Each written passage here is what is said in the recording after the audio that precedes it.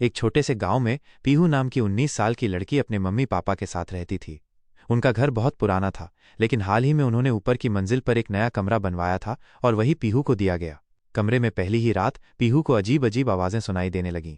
कभी खिड़की अपने आप खुलती बंद होती, कभी दरवाजे पर कोई धीरे से खटखटाता, लेकिन बाहर कोई नहीं होता। शुरू में उसने सोचा कि शायद ये उसकी वहम है, लेकिन धीरे धीरे ये सब और डरावना होने लगा।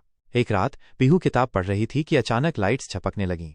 उसने सोचा बिजली का फॉल्ट होगा, लेकिन तभी उसने आईने में देखा कि उसके पीछे कोई खड़ा है, एक लंबा काला साया जिसकी आंखें लाल चमक रही थीं। वो मुड़ी तो वहां कोई नहीं था। पीहू ने डर के मारे मम्मी पापा को बताया, लेकिन उन्होंने हंसकर कहा, नई जगह है, तुम्हें ही ऐसा लग रहा होगा। लेकिन उस रात से रोज वही साया आईने में दिखाई देने लगा। धीरे धीरे वो साया सिर्फ आईने तक सीमित नहीं रहा।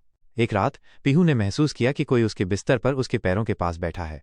जब उसने डरते डरते देखा तो वही काली परछाई उसके बिल्कुल सामने थी। वो परछाई झुककर उसके कान में फुसफुसाई, ये कमरा मेरा है, तुमने मुझसे छीन लिया।